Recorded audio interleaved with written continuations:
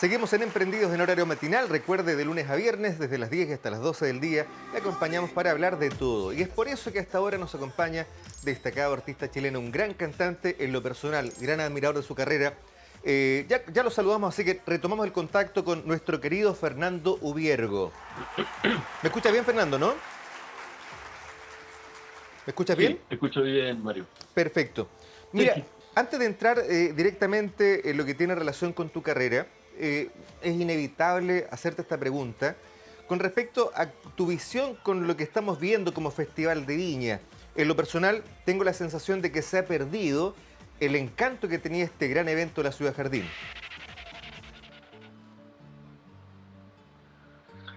Bueno, eh, mira, yo creo que habría que, en términos generales, primero situar al Festival de Viña en el marco de los festivales como una actividad que fue perdiendo el interés público y el interés masivo ya hace décadas.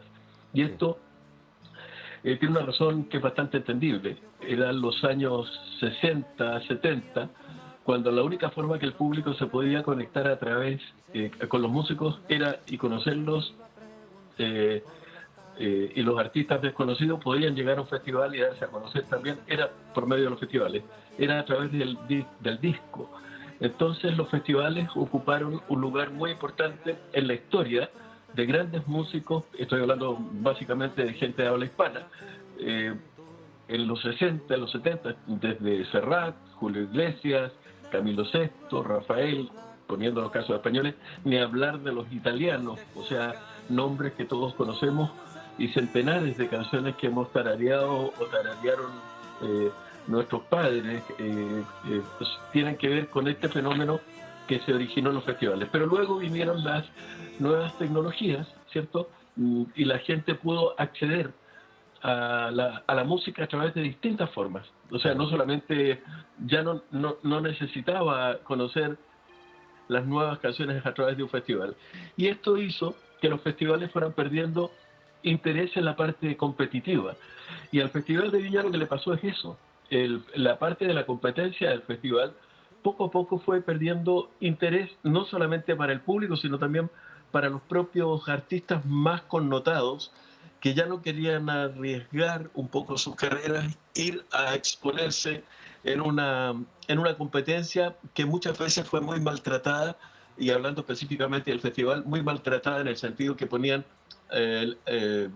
las canciones en competencia alrededor de la 1 de la mañana, Claro. o qué sé yo. Entonces fue perdiendo no solamente protagonismo, sino también quedó relegado a un segundo lugar. Y el festival, desde el punto de vista de la competencia, ya no tiene ninguna, en mi opinión, no tiene mayor significación. Eh, y pero no es que sea un problema solo del Festival de Viña, sino un festival que definió su carácter de una u otra forma como un gran show de verano, y puso mucho más acento en eso. Ahora, más allá de las responsabilidades, yo creo que la televisión fue decisiva. La televisión hizo de una u otra forma que se convirtiera en un gran evento, no solamente de verano, sino en un gran evento televisivo para millones de personas que lo ven a través de las pantallas. Bueno, efectivamente, es parte del cambio que hemos visto durante los últimos años. Y ahora, ya pasando directamente a tu desarrollo como artista, eres un hombre que constantemente está creando, constantemente sigues obviamente viviendo esta gran pasión que es la música. Y últimamente has presentado dos sencillos. Estamos hablando de Fará y El Sueño. Cuéntanos, ¿de qué tratan estas nuevas composiciones? Bueno, Mario, hay un nuevo álbum. En realidad es un álbum que se llama 2037 y que debía ver la luz, debía aparecer esto eh, ni siquiera me atrevo a dar una fecha, pero entre el invierno Pero y la pronto. primavera de este año, con 12 canciones inéditas. Y como se estila ahora, que las canciones van apareciendo, antiguamente uno sacaba el álbum y después del álbum se iban extrayendo los sencillos. Pues bien, ahora van, que me parece muy bien y de una muy buena forma, que van apareciendo las distintas canciones. Aparece una primera, efectivamente, que es Farah, que cuenta la historia de un chico En fin, todos quedamos muy impresionados, probablemente tú también puedes haberlo visto, Mario, y muchas personas que nos ven, esa imagen de un niño sirio fallecido en que está en la orilla de una playa y que lo encuentran, una imagen terrible Sí, sí, sí recuerdo. cuando sus padres o su familia intentaban cruzar el Mediterráneo, ¿cierto?, llegando a Europa. Pues bien, Farah tiene que ver un poco con esa escena y es el relato de una madre que cruza el mar Mediterráneo con su familia, con un niño. Y luego El Sueño es una canción que tiene que ver con estos tiempos, que yo jamás pensé que una canción que tenía que...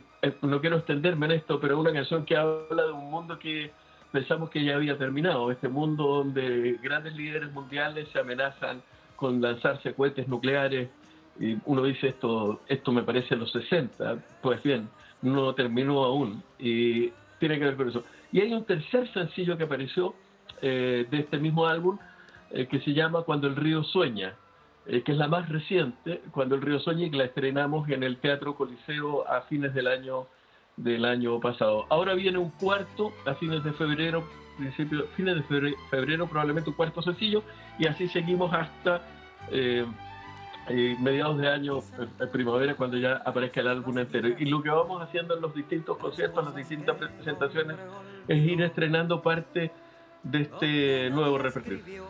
Bueno, constantemente estás justamente entregando no solamente los temas emblemáticos de tu carrera, sino también estos nuevos sencillos. De hecho, recientemente, tengo entendido, te presentaste en el Liceo Manuel de Salas. Ahora, ¿cuáles son las presentaciones que vienen en el corto plazo para Fernando Viergo? Sí, como no, efectivamente, Mario, el domingo 8 de enero hicimos nuestra primera presentación del año. ¿Ya? Y tenía una carga de emotividad importante porque regresábamos a un lugar que era el aula magna del Liceo Manuel de Salas, donde hace exactamente 45 años había ofrecido mi primer concierto en Santiago, que en esos años fue para mis compañeros de la universidad, y posteriormente apareció un disco de esta. Ahí estrené una canción importante que con el paso de los años se hizo muy importante dentro de mi repertorio, que es una canción que se llama Cuando agosto era 21. Claro. Volvimos ahí, tocamos, hicimos nuestro primer concierto, fue un concierto largo, casi de 3 horas, y ahora retomamos a fines de mes, estamos tocando en la Araucanía, en Contulmo, luego en San Carlos el 11 de febrero, el 14 estamos en Punta Arenas. En fin, viene una serie de presentaciones en el verano, por lo menos lo que alcanzamos a visorar ahora, por lo menos una decena de presentaciones, y de abril en adelante viajamos fuera del país. Oye, bueno, yo decía hace un momento que efectivamente yo soy un seguidor de tu carrera. Es más, aunque no lo crean, yo por ejemplo hace una semana efectivamente me dediqué a buscar canciones de Fernando Viergo en YouTube. Encontré las presentaciones de Agualuna en el Festival de la OTI, Diosa del Sur, que era un tema maravilloso que merecía haber ganado el Festival de Viña en aquella ocasión cuando participaste con ese tema, que ganó en ese momento Fernando Casas con Parece tan sencillo. Pero tú perteneces a una generación que la difusión de la música la hacía de otra forma, porque era la época en la cual las radios mandaban. ¿Cómo te llevas actualmente con todas estas redes de comunicación que hay, Spotify, con el mismo YouTube? ¿Cómo es tu relación para mantener tu música en actividad? Bueno, la verdad, he tenido ayuda para toda esta transición, porque yo pertenezco a un mundo que ya no existe, discográficamente hablando. Pertenezco a algo así como al Pleistoceno, es la época análoga de los discos, cuando uno soñaba con grabar un disco y al otro lado del disco uno daba vuelta a este disco y por el otro lado había otra canción, que es algo que un chico o un joven de hoy día no podría imaginar.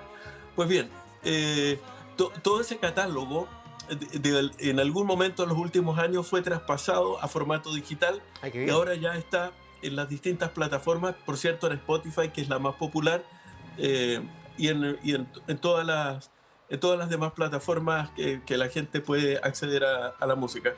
Y respecto de las redes sociales, yo diría que para mí fue un poquito más complejo, probablemente, Mario, por una cuestión mía. Yo soy una persona más bien quitada de bulla y tal. Sí. Entonces, la red social, y yo lo entiendo perfectamente y me parece que está muy bien. O sea, no hay un juicio de valor respecto a eso.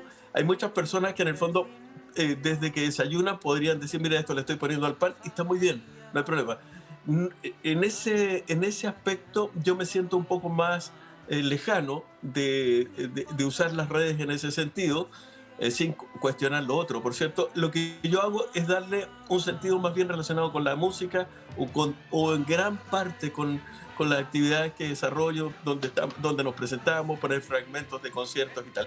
Y es así como en Instagram, es muy impresionante, a mí me llama la atención, hay, bueno, no sé, 37, 40 mil personas que están ahí, y de repente se pone un video y la gente responde enormemente. Entonces, lo que pasa, Mario, que uno siente una gratitud gigante después de tantos años, una gratitud enorme, y entiende también que hay otras formas como las personas se pueden conectar con las nuevas canciones, con los nuevos trabajos que uno va haciendo. Así que para mí ha sido verdaderamente un aprendizaje enorme. Y este año vamos a ir cerrando varios capítulos. Me adelanto un poquito a decir algo. Sí, por favor. No solamente con este álbum, sino también con la publicación de un libro hacia fines de año. Y otro elemento más, que es un nuevo disco, es un disco temático que lo grabo en Buenos Aires, también hacia fines de año. Entonces, estoy en un periodo extraordinariamente intenso desde el punto de vista creativo a partir de la pandemia. La verdad que yo creo que aproveché a concho esa instancia tan dolorosa para todos nosotros, para tantas familias, y que ha dejado tanto dolor, y que, bueno, aún sigue preocupándonos. Pero en lo creativo para mí fue muy importante, porque creo que gran parte de esa energía se fue volcando en melodías, se fue volcando en canciones, y ese asombro que provocó las primeras canciones que yo escribí desde chiquillo. En el fondo, Mario, el escribir canciones para mí tiene que ver con una cuestión, era casi mi forma de responder al asombro que la propia vida me iba provocando. Una parte de mí, digo, es un músico, y en esa parte, a través de esa parte, de esa faceta, se empezó a expresar en esa época el joven, el estudiante, luego el padre, etcétera, el ciudadano, etcétera, etcétera. Y aparecen distintas canciones a través de eso. Y esta pandemia, de una u otra forma, lo que hizo fue reconectarme muy intensamente con eso, y ya en los años grandes, en esta etapa de la vida, cuando uno dice, yo no me hubiera imaginado nunca estar componiendo con la pasión que componía a los 15 o a los 18 años, y lo estoy haciendo de un modo muy intenso, muy feliz, pero además con un gran sentido autocrítico. No soy autocomplaciente con lo que hago, y por eso a veces tardo en publicar discos. Qué importante lo que comentas, porque la pandemia a todos nos trató de una forma diferente. Sin ir más lejos, dentro del mundo del espectáculo, hace un par de días leía que a José Alfredo Fuentes le costó una depresión bastante intensa el hecho de sentirse aislado. En el caso tuyo, al parecer, la pandemia significó una experiencia positiva. ¿Cómo la viviste? Claro, entiendo perfectamente lo de Alfredo y lo de muchas personas, que es muy natural, es muy comprensible, claro. Digamos, que la pérdida del contacto con nuestro entorno, con nuestro medio, nos afecte. Yo creo que hay cosas que me ayudaron, y soy muy afortunado en ese sentido. Vivo en un lugar fuera de la ciudad, que es muy cercano estoy muy cerca al mar. Entonces tuve siempre un poquito la libertad de no tener tanto encierro. Y segundo, creo que lo más importante ha sido finalmente no quiero hablar en tercera persona, pero este Fernando creativo. Claro. O sea, para mí fue una oportunidad sin que yo lo supiera, porque estaba lleno de incertidumbre, lleno de, como todo el mundo, o sea, ¿hacia dónde vamos? ¿Qué es esto? Pues bien, y escribí mucho, no solamente canciones, mucho. Entonces, gran parte de todo eso que está escrito, como mencionaba hace un momento, Mario, va a ser publicado hacia fines de año también que no son relatos de pandemia, pero son relatos de la vida. Lo que hizo fue, de una u otra forma, como no se podía viajar físicamente, yo creo que como mi espíritu es un espíritu inquieto, y yo lo dije siempre, sufro de asombro permanente, o sea, me emociona profundamente la vida. Entonces, el viaje no fue físico, sino fue un viaje a distintas regiones de mi propia historia, de mi propia vida, revisar de repente hechos que habían sido dolorosos, otros que habían sido extraordinariamente felices, y en fin. Y de una u otra forma eso volcarlo también al papel o a la pantalla, en este caso, que finalmente terminaba escribiendo en un iPad, ha sido una experiencia muy rica. Creo que ayuda mucho, en el caso de las personas creativas, ayuda mucho también el silencio y el estar un poco aislado. Bueno, hablábamos hace un rato, ya que estábamos tocando el tema del Festival de Viña de Fito Páez, que Fito Páez, irónicamente a lo que la gente se imagina, el álbum más exitoso de su carrera es al cual él no le tiene mucho cariño. En el caso de Fernando Viergo, ¿cuál es la canción o las canciones, porque puede ser más de una, a la cual le tienes un afecto especial, un cariño más intenso?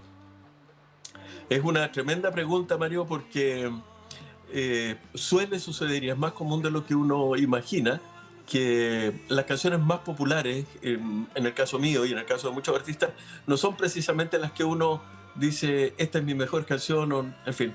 En mi caso, yo diría que hay un grupo de canciones que está en un álbum que se llama La Sombra del Águila, y otro álbum grabado en vivo, pero sin público, que se llama con, Canciones sin prisa, que están en Spotify. Esto es muy interesante porque ahí hay canciones que son muy desconocidas, pero probablemente donde está volcado de forma más intensa todas las formas creativas que he sentido.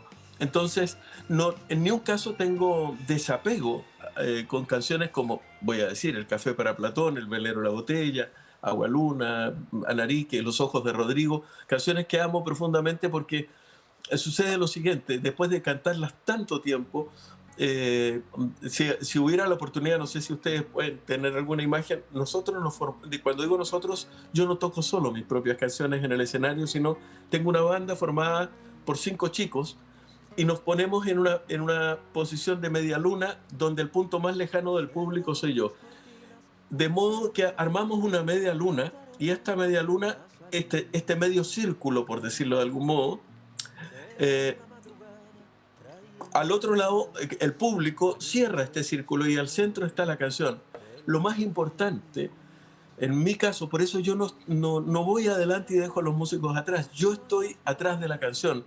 Y cuando estoy interpretando la canción, soy un instrumento más. De modo que cada una de esas canciones, como Los Ojos de Rodrigo, como En Algún Lugar del Mundo, Los Viejos o Agualuna, en fin, cualquiera de esas canciones, en cada momento es distinta y es diferente, y por eso amo profundamente hacer lo que hago, aunque debo reconocer que me encanta cuando, además de cantar esas canciones, poder cantar otras que no son no han sido tan difundidas, pero eso es parte de la vida. Y quiero decir algo: era muy joven, Mario, Sí, cuando veía artistas grandes, y alguna vez escuché a algún artista grande quejarse porque ya no oían tanto su música y tal, y la verdad, yo que estoy en esa misma situación hoy, la verdad que lo único que siento es gratitud. O sea, pero lo único que siento es gratitud. Entonces, aquel que quisiera oír las canciones va a ir por ellas, pero uno no puede pretender de que toda la gente y toda la vida y todas las generaciones se queden pegadas en un tiempo. Cada generación tiene sus propios referentes, sus propios ritmos, sus propias melodías, y lo importante en el caso de uno es no quedarse pegado en lo que pasó hace 30, 40, 50, sino seguir vivo. O sea, me interesa el Fernando compositor que viene para adelante más que el Fernando que ya fue. Bueno, claramente las generaciones van cambiando, las tendencias musicales también se van modificando. Yo tengo 43 años, me siento joven todavía, represento 42 de hecho, pero me encuentro a veces con tendencias musicales como que me sorprenden. Entonces, no sé qué opinión te merece estos nuevos exponentes de esta música urbana, como Pailita, como Marcianeque. ¿Qué te parecen desde lo musical? Bueno, la verdad, mira, en ese sentido tengo yo diría, tengo un oído bien generoso, en el sentido de que no me predispongo, mucho menos en el aspecto del prejuicio o desde lo negativo, a oír algo. Ahora, si lo oigo una, dos, tres veces y es algo que no me produce la emoción que yo estoy buscando o algo que me provoque tres, ya no sigo oyendo eso, yo oigo otras cosas. En el caso de los artistas que me nombran, me parece que es muy interesante por el fenómeno que representan para millones y para cientos de miles de jóvenes. Me parece que hay un fenómeno que es muy interesante detrás de eso y la verdad lo que nunca haría es entrar en un juicio de valor respecto de la calidad de la música o del verso, en fin. Cada uno en la música tiene su propia forma de, yo lo veo así, cada uno tiene su forma de tomar la vida, reciclarla, reconvertirla y proponer a través de una canción o a través de una forma. Entonces me parece que mientras más diversidad haya, que es lo que creo que es una de las características de la música chilena, hay muchas formas, hay desde la cantautoría más tradicional, desde la trova, ¿cierto? Y yendo al rock, al blues, en fin, están todas las formas. Y algunas que son más propias de la urbe y otras que son más propias en fin, no solamente de la urbe, sino también de la época. Hay cierta música, como la que hacen estos referentes que tú mencionas, que uno podría encontrarla perfectamente, no solamente en Chile, sino en cualquier lugar, en cualquier urbe de Latinoamérica. Y eso me parece que es un fenómeno que está íntimamente relacionado también con la sociedad que vivimos hoy, que es una sociedad hiperconectada, y que hay ciertos fenómenos que se van repitiendo, de modo que esos fenómenos regionales y súper particulares que vivimos, ni hablar de los 50, 60, en fin, ya no son tal. Hoy día lo que hacen estos chicos me parece que es muy respetable y en fin, yo no soy un gran conocedor de su música, pero por lo menos lo que he oído me parece muy interesante. Pero hay un concepto que me encantó, Fernando, que es esto de un oído generoso. De verdad me agradó bastante. Y con esta pregunta, para despedirnos ya, una duda que me sale ya de lo personal, esto no está en pauta. ¿Qué es lo que escucha Fernando Viergo? Porque a diferencia de otras áreas, por ejemplo la vida pública, el político tiende a mirarse el ombligo. En cambio, el artista o el comunicador tiende a ser un poquito más, convertirse en el papel de espectador en ciertos momentos de la vida. ¿Qué es lo que le gusta escuchar musicalmente a Fernando Viergo? Es una buena pregunta. Mira, de partida parto por decir que yo de lo mío casi no escucho. Escucho. Me imagino, porque sería como raro ya. No, lo hago en periodos, por ejemplo, que estoy grabando y normalmente es con un oído crítico. Entonces, claro. Tampoco es una sensación buena, porque uno dice, uff, esto quedó pasado debajo o esto quedó acá. En fin, uno siempre cree que lo pudo hacer mejor. Claro. Probablemente me reconcilio con discos que son antiguos. Por ejemplo, grabo un primer álbum a fines del 77, donde están canciones, bueno, como El tiempo de la pastilla, Anarique, en fin, y lo escucho desde hoy y me llama me emociona desde luego porque lo escucho ya como una tercera persona, pero también me llama la atención, digamos que con pocos elementos se podían hacer cosas. Entonces, lo que quiero decir es que, salvo esa excepción de escuchar algo mío, lo que yo escucho en general no tiene nada que ver con mi propia música. Escucho muchos referentes, mucha música anglo también, escucho mucha música hispana, pero he tenido grupos en fin, hay gente, nadie se imaginaría. Me gusta desde Nina Simone a, no sé, Commodores, o sea, escucho toda la música y grupos nuevos. Creo que me quedé desconectado. No, te estamos escuchando ¿No? atentamente, sí. Ah, ya, perfecto. Yo dije, de repente no te vi, yo dije, bueno, estoy hablando. No, y digo, hay bandas argentinas, por ejemplo, bandas nuevas que no son tan conocidas masivamente, Claro. y a las que tengo acceso de repente porque mis hijos son músicos y son muy jóvenes, son, bueno, chicos muy talentosos y muy inquietos. Entonces de repente, no sé, conozco bandas argentinas que la están rompiendo y que son bandas under o qué sé yo. Entonces me parece muy interesante el fenómeno, sobre todo en el Atlántico, sobre todo el fenómeno de las letras. En el Atlántico hay grandes letristas, no digo que no los tengamos nosotros por este lado, sin embargo hay ciertos matices que lo hacen diferente. Es cuestión de revisar desde la música brasilera, Chico Buarque, etcétera, etcétera. Claro. Pero uno se va para abajo y ellos han sido grandes letristas en general, no solamente desde el punto de vista del folclore, fueron capaces de generar música urbana. Cuando hablo de música urbana, en el caso argentino, por ejemplo, no estoy hablando de la zamacueca, no estoy hablando de la samba, estoy hablando, por ejemplo, del tango. El tango es una música que fueron capaces de crear los inmigrantes en las barriadas porteñas de Buenos Aires, y es una música que luego trascendió no solamente al Gran Buenos Aires, sino que lo bailaban en Europa, lo bailaban en montones de lugares. Entonces, y luego viene otro fenómeno que es a propósito del mismo tango, y Astor Piazzolla, alrededor de los 60, 70, toma el tango y lo revoluciona, lo pesca, lo despeina, lo da vuelta. Tanto así que un día sube un taxi y un taxista le dijo que se bajara porque él no perdonaba que asesinaran al tango de ese modo. Y lo que quiero decir con esto es que probablemente el más rockero de todos los músicos argentinos, y con esto quiero decir probablemente el más rockero de los músicos latinoamericanos, sea Astor Piazzolla. O sea, un tipo, o sea, si uno se mete con la música de Piazzolla, por ejemplo, y escucha, no sé, voy a decir Invierno porteño, por poner un ejemplo, o Los pájaros perdidos, en fin, o sea, verdaderas obras maestras de música contemporánea.